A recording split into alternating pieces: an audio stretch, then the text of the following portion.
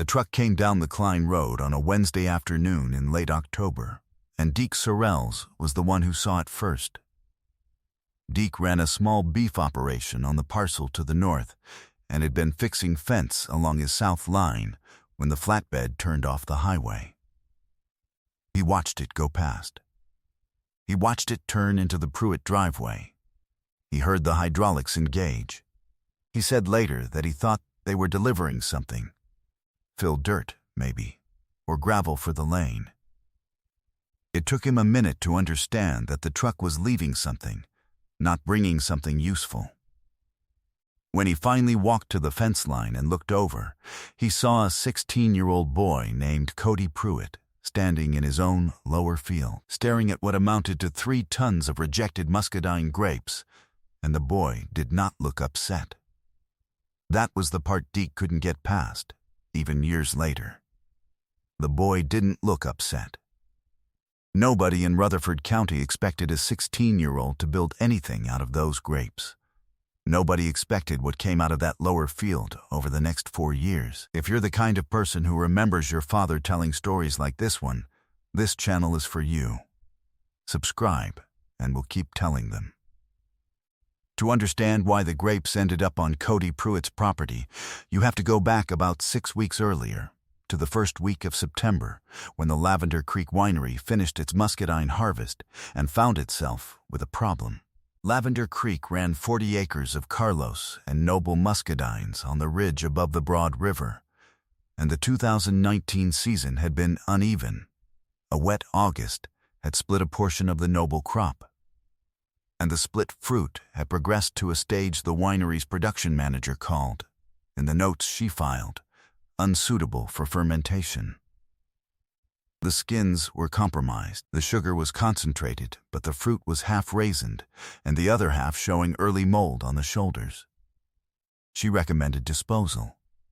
The winery's owner, a man named Bertram Foss, who had started Lavender Creek as a second career after selling a chain of automotive supply stores, called 3 farms in the county and offered the material free for compost or hog feed. 2 said they weren't interested.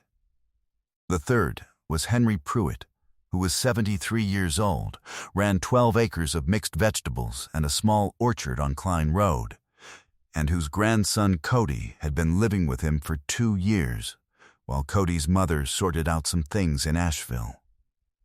Henry said he'd take the grapes. Bertram Foss said he appreciated it. He said he was sorry about the condition of the material. Henry said he'd find a use. He had not told Bertram Foss what use. He had told Cody the night before the delivery, sitting at the kitchen table after supper with a cup of coffee and a Carolina Road Atlas he had no particular reason to have out, just a habit of having something to look at while he talked. He told Cody that the grapes coming tomorrow were not going to be pretty and were not going to smell like much of anything good, and that most people would see a mess. He told Cody that most people would be seeing it wrong. Henry Pruitt had made what he called sourwood reduction for most of his adult life, a thick, shelf-stable syrup he produced from muscadine and scuppernong grapes, reduced slowly over heat, aged in small white oak barrels he bought from a cooperage in Morganton. He had started doing it in 1987, when a wet season ruined his neighbor's muscadine crop, and the neighbor offered Henry the damaged fruit for nothing. Henry had cooked it down out of thrift and a vague memory of watching his own grandmother do something similar with wild grapes in a cast-iron kettle. What came out of that first batch was rough and sweet, not much to recommend it. He put it in a mason jar and used it on pork through the winter and thought it was all right. The second batch, 2 years later, he aged properly. That one was different. Henry was not a man who read food magazines or followed culinary trends. He did not know, when he started making his sourwood reduction in 1987, that he was producing something functionally close to a traditional balsamic condiment, a grape must reduction aged in wood, the same basic method that had been practiced in the Modena region of Italy for centuries. He did not find that out until 2003. when his daughter-in-law brought home a bottle of commercial balsamic from a specialty grocery in Asheville, and Henry tasted it and said, in more or less these words, that it tasted like what he made, except thinner and not as interesting. His daughter-in-law looked at him for a moment. Then she looked at the price on the bottle, which was $34. Then she looked at Henry again. Henry had not thought about selling it before that afternoon. Not seriously. Not in any way that involved numbers or accounts or bottles with labels. Just a man in his kitchen making something he liked and giving it away at Christmas. He had not put it entirely away. He had kept making it. He had refined the process, moved from cast iron to a stainless reduction pot he found at a restaurant liquidation in Shelby, settled on a specific ratio of Carlos to Noble grape for the base must, worked out an aging rotation through 3 different barrel sizes that he called small, medium, and long, which he had determined through years of opening barrels at different intervals and tasting what was there. He kept notes on the kitchen calendar, not in a notebook. Year, batch size, barrel entry date, tasting notes in 3 or 4 words. 2009 Noble Heavy, 6 gal, darker than usual. 2014 Good Acid, use on cheese. 2017 Best long barrel yet, don't rush. He taught Cody the reduction process the summer Cody turned 15, the way he had been taught things himself, by doing it alongside him, without excessive explanation. He showed him how to test the reduction by lifting the spoon and watching the thread of syrup that fell from it. When the thread broke clean at about an inch, rather than dripping in separate drops, the reduction was at the right stage. He showed him how to check the barrel by dipping a finger and holding it to the inside of his wrist, where the skin is thinner, to feel the temperature differential between the barrel and the air. He showed him the calendar notes going back to 1987 and told him to read them in order. Cody read them in order. He asked questions Henry sometimes couldn't answer. Henry told him to write those down and watch. When the Lavender Creek grapes arrived that October afternoon, Cody had already been thinking about scale. The batches Henry made were small, 4 gallons, 6 gallons on a good year. The equipment he used was sized for that.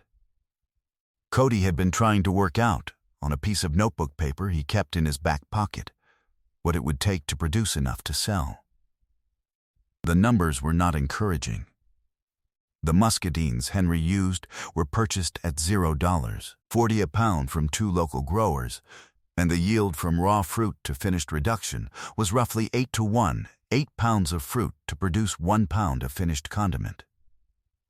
The margins at any realistic retail price were tight. The one thing that would change the math entirely was free fruit.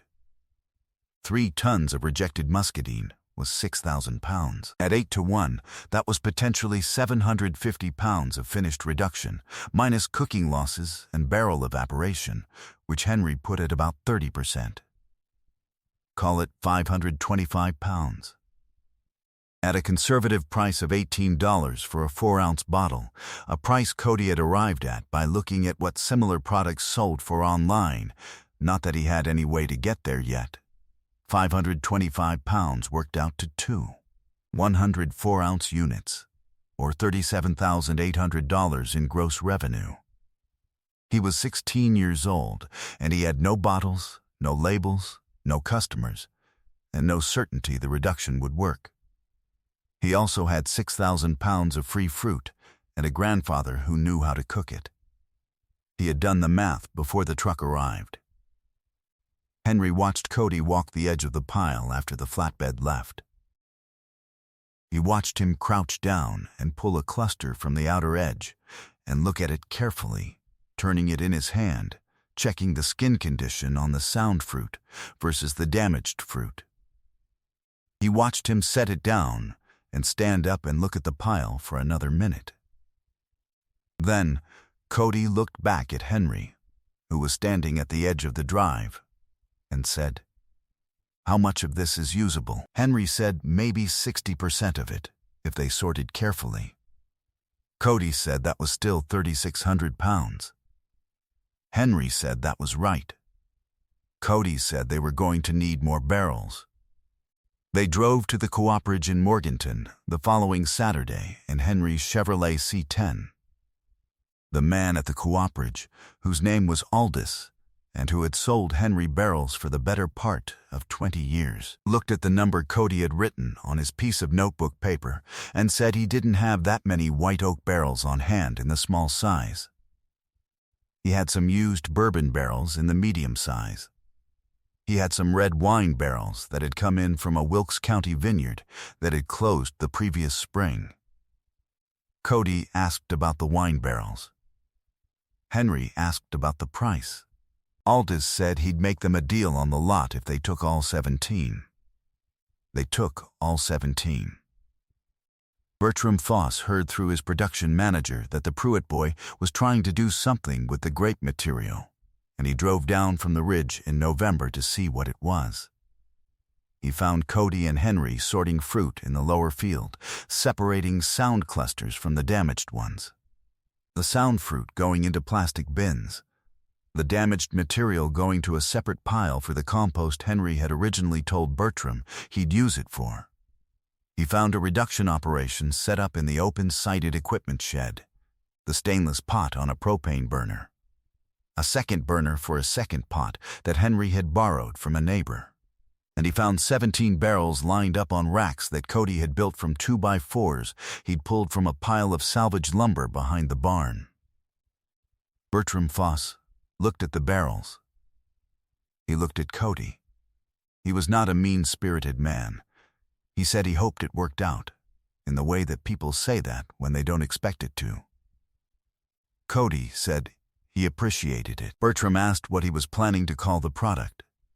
Cody said he hadn't gotten there yet. Henry, who had not said anything, said he'll figure it out when he has something worth naming. Bertram Foss drove back up the ridge. Cody went back to sorting fruit. Henry went back to the reduction pot and turned down the flame and checked the thread. The sorting took 4 days. The reduction took most of 2 weeks, running in shifts because Henry would not leave the pot unattended, and Cody had school until 3 o'clock. Cody's friend from down the road, a boy named Garrett, who had no particular interest in vinegar, but considerable interest in not doing his own homework, came by most afternoons and watched the pot for an hour so Cody could get his assignments done. Henry fed Garrett supper most nights and did not mention the homework. The must went into the barrels in November. Henry told Cody the first real tasting would be 14 months out, minimum, and that nothing they could do now would speed that up, and that the best thing was to let it go and check the barrels monthly and not hover. Cody checked the barrels monthly. He hovered some. Deke Sorrells, who had watched the truck arrive and had thought they were delivering gravel, came by in the spring with a question about Henry's tractor and ended up staying an hour looking at the barrel setup. He was 61 years old and had farmed that road for 30 years, and he had seen Henry's sourwood reduction on pork at a neighbor's table and known it was good without giving it much further thought. He looked at 17 barrels and did some arithmetic of his own and said, "How much do you have to sell it for to make this work?" Cody told him the number he'd landed on. Deke said that seemed like a lot for vinegar. Cody said it wasn't vinegar, exactly. Deke thought about that. Then, he said, "All right." The first tasting, 14 months in, confirmed what Henry had suspected from the barrel entry data. The must was progressing well, the noble grape providing the acid structure that the Carlos alone would have softened too much. Henry rated it a medium-long barrel candidate, meaning it needed another 10 months at minimum before he'd consider drawing any off. Cody wrote that in the notebook he had started keeping, separate from Henry's calendar, with more detail and the date and the barrel number. They drew off the first commercial quantity in January of 2022, 27 months after the must entered the barrels. Cody was 18. He had worked out the label, which ended up being black ink on craft paper. The name Klein Road Reduction in a plain serif type he found in a free font library, and nothing else. Not a story about his grandfather, not a photograph of the barn, just the name and the year and the county.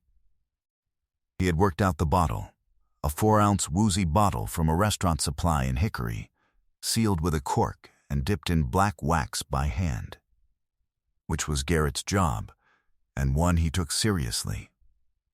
He had worked out 3 accounts, a restaurant in Rutherfordton, a specialty food shop in Asheville, and a farm-to-table place in Black Mountain that had found him through the specialty food shop. The first run was 340 bottles. It sold out in 6 weeks. Henry tasted the finished product the night before the first delivery, standing at the kitchen table in the same spot he'd sat with the Carolina Road Atlas 2 years before. He lifted the spoon and watched the thread fall, counting the break. He tasted it twice. He said it was the best batch he'd ever been associated with, which was a careful thing to say and exactly what he meant. Cody said, "It's your process." Henry said, "It's the fruit, and the time, and you paying attention." Lavender Creek Winery changed ownership in 2021. The new owners replanted a portion of the acreage and brought in a different production approach, and did not have occasion to dispose of damaged fruit in the same way. Bertram Foss retired to Hendersonville. He told someone at his church that he'd given some grapes to a neighbor boy one time, and the neighbor boy had done something interesting with them, and he was glad it had worked out. Cody Pruitt is 22 now. Klein Road Reduction has 7 wholesale accounts and a waiting list for the reserve. He still lives on Klein Road, in the house Henry Pruitt deeded to him in 2023, when Henry decided his knees were telling him something worth listening to and moved into the smaller house at the back of the property. Henry still checks the barrels. He still does the thread test. He has no intention of stopping. The 17 wine barrels from the closed Wilkes County Vineyard are still in use. Some of them are on their 3rd or 4th batch now. Cody said once that a barrel that's been through that many batches of good must has a memory of its own, and he's not sure that's wrong. And Henry said he didn't know either, and that was probably the right answer.